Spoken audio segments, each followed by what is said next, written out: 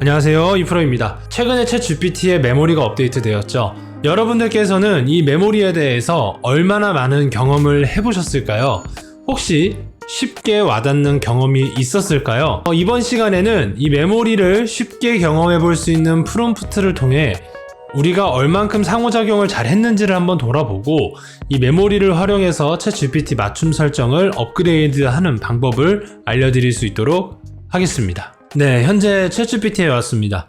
그동안 여러분들께서 챗GPT와 상호작용을 했던 내용들이 쌓이고 있다가 최근에 업데이트된 메모리 기능을 통해서 그동안의 여러분들의 상호작용을 잘 총정리를 해서 이제는 그냥 문장 일부만 확인하는 게 아니라 문맥 전체를 고려했을 때에 이 사람이 어떤 사람이다라는 것까지 기억을 한다라는 겁니다. 자, 그리고 나서 이제 이 화면에 보시면 자, 우리는 원래 챗GPT 맞춤 설정이라고 돼 있어서 여기에 닥터 AIC 버전이라고 해서 우리가 지금 아마 화면에 나오고 있을 텐데 이 버전, 이 영상에서 나왔던 첫 번째 이 챗GPT 맞춤 설정에 대한 프롬프트가 있었을 겁니다.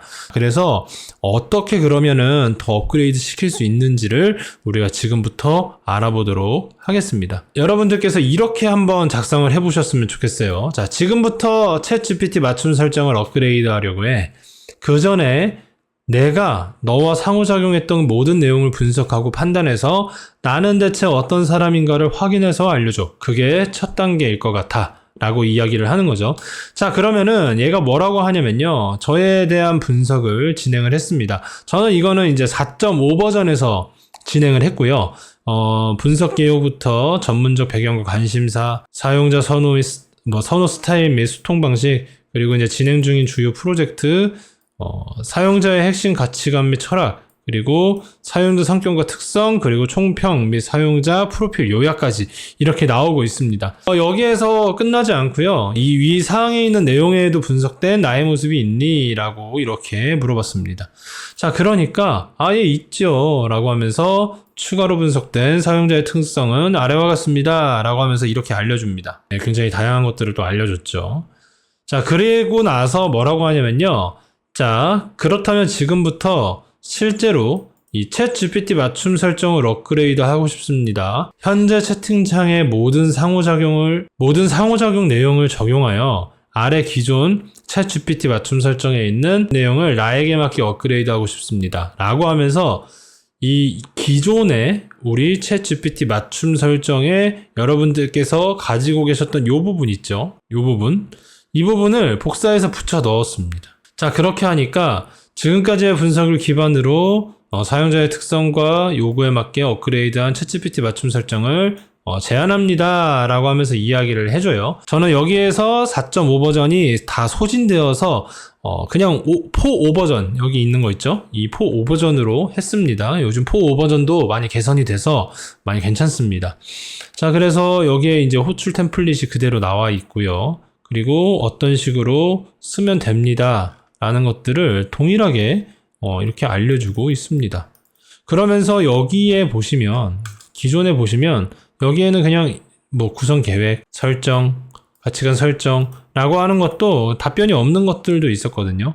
하지만 거기에서도 세부 내용까지를 이렇게 정의해주는 모습들을 볼 수가 있죠. 그래서 여기에 있는 내용들이 챗GPT와 지금까지 상호작용하면서 쌓여왔던 내용들이 메모리 기능을 통해서 다시 한번 기억되면서 아까 불러져 왔고 거기에다가 기존에 있었던 챗GPT 맞춤 설정의 내용에다가 더 덧붙여져서 이렇게 들어갔다라는 거죠. 그렇기 때문에 여기에 있는 이 내용들은 이제는 나만의 맞춤 설정 내용으로 업그레이드가 됐다라는 내용입니다. 자, 그리고 나서 아래 내용과 상이한 부분, 즉 내용 구성 등 기존에 있던 프롬프트 뼈대 구성안을 해치지 않고 충분히 보완된 내용일까요? 라고 하면서 다시 한번 기존에 있었던 내용을 복사해서 검증하라고 이렇게 이야기를 했습니다. 자, 그러니까 최종 점검을 위한 답변이라고 하면서 뼈대를 해치지 않았어요. 그리고 내용을 보완했어요. 뼈대, 그 구조를 해치지 않고 내용을 다 보완했다라는 이야기를 해줍니다. 자, 진짜 했는가? 했다. 그래서 어떻게 했다. 진짜 했는가?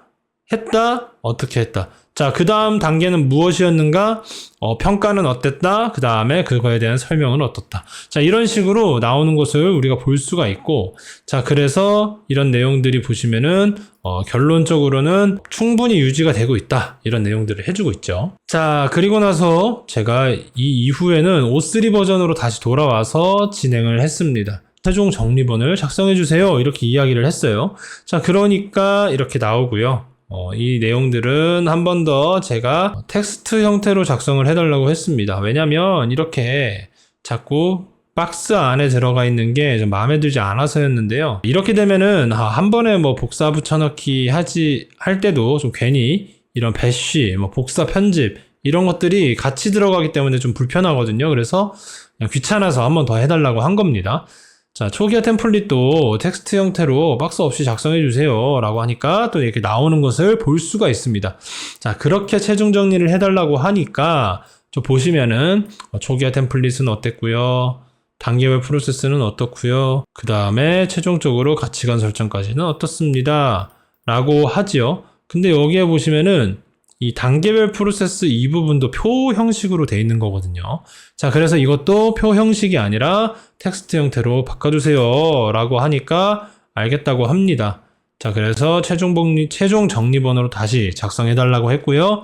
자, 그 이후에는 이렇게 내용이 나오는 것을 볼 수가 있습니다. 자, 그리고 나서 이거는 동일하게 복사를 했어요. 자, 여기까지 이렇게 복사를 하죠. 복사를 해서 챗GPT 맞춤 설정에 들어가서 챗GPT 맞춤 설정에서 이 챗GPT가 어떤 특성을 지녔으면 하나요? 이 부분에다가 이렇게 해서 그냥 붙여 넣은 겁니다. 붙여 넣으면 뭐 이런 식으로 붙여 넣어지겠죠.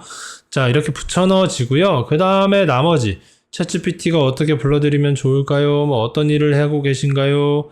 뭐 챗GPT가 당신에 대해 알아야 할 내용이 또 있을까요? 이런 내용들, 저의 스타일을 분석하게 하는 거죠. 자, 이것도 이렇게 이야기를 했습니다.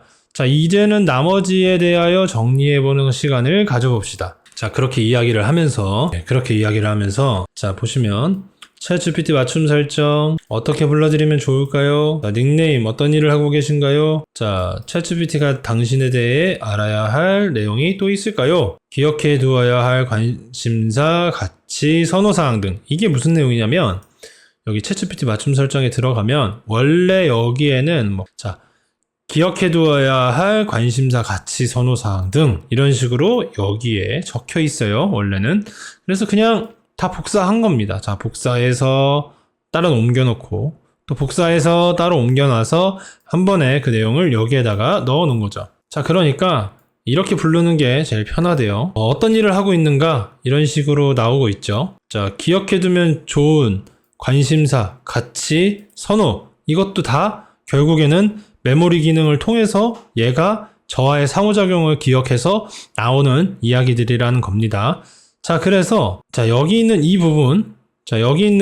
부분까지 제가 여기에다가 다 일일이 확인해서 조금 고쳤으면 하는 것들 좀 고치고요. 이런 식으로 커서로 왔다 갔다 하면서 보면서 좀 고쳤습니다. 자, 그리고 여기 아래에도 고쳤습니다. 자, 이렇게 다 고치고 나서 자, 이런 식으로 하면 여기 저장이 이렇게 나왔겠죠. 그래서 저장을 클릭을 하시면 되고요. 저는 이미 저장돼 있으니까 그냥 취소로 끄겠습니다. 자, 이렇게 하고 나서 한번 점검해 보시면 좋을 것 같습니다. 지금부터 나와의 상호작용 시 챗GPT 맞춤 설정에 의해 기존과 다르게 어떤 방향으로 업그레이드 되었는지 알려주세요. 자, 그러면 이제 여기에 이렇게 나옵니다. 그래서 1번 대화 호칭부터 시작해서 에이전트 생성까지 어떤 식으로 했으면 좋겠다라는 이야기들이 나오고요. 자, 그래서 실전 예시는 이런 식으로 진행하시면 됩니다 라는 게 나오죠. 자, 그래서 여기에서 이제 한 번 더 팁을 드리고자 하는 것은요. 4.1 또는 이 O3, O4 미니, 미니 하이 이런 내용들이 나오면서 이제는 웹 검색, 웹 서치 기능을 좀 더 자유롭게 사용할 수 있도록 조금 더 탄력적으로 운영할 수 있도록 좀 많이 바뀌었거든요, 기능이. 그러면서 얘네가 할루시네이션 빈도수가 200% 정도가 더 높아졌다고 합니다. 인터넷에 있는 내용들 중 거짓 정보들도 좀 있다라는 거겠죠. 그런 내용들이 있었기 때문에 자, 여기 보시면 맨 아래 제가 한 3줄 정도를 더 추가했어요. 여기 보시면 향후 모든 표현은 공식 명칭, 공식 문서 기반 사용자가 제공한 정보를 사용합니다.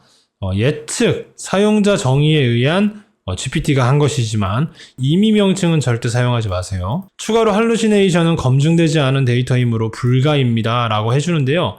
자, 여기에서 이 사용자 정의에 의한 가로치고 GPT가 한 것이지만 이게 무슨 말이냐면은 할루시네이션을 할 때에 사용자 정의에 의해서 제가 이렇게 작성을 했습니다 라고 이야기를 하는데 저는 그렇게 사용자 정의를 한 적이 없거든요. 그래서 이 사용자 정의라는 단어에서 바라보고 있는 이 사용자가 누구니? 이게 누가 정의한 거니? 라고 하니까 GPT 자신이라고 하더라고요. 그래서 여러분들께서 그것조차도 할루시네이션일 수 있지만 그런 부분들에 대해서 아예 하지 않도록 저는 이렇게 미리 사용해 보다가 할루시네이션 현상이 조금 많아지는 것을 느껴서 3줄 정도로 명시했습니다. 그러니까 여러분들께서 따라서 한번 작성을 해보시면 좋을 것 같습니다.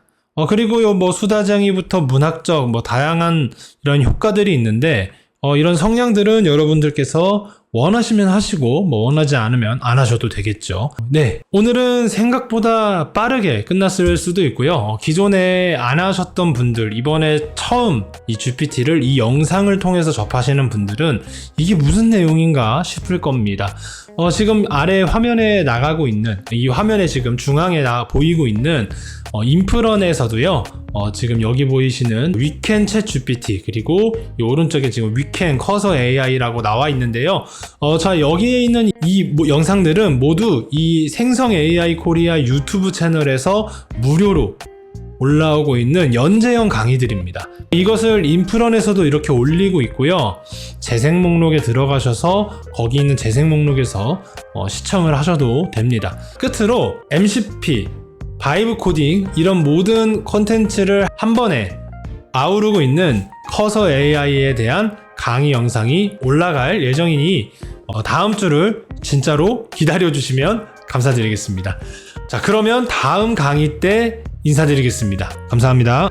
영상 제작에 도움을 주신 생성 AI 코리아 서포터즈 모든 분들 진심으로 감사합니다.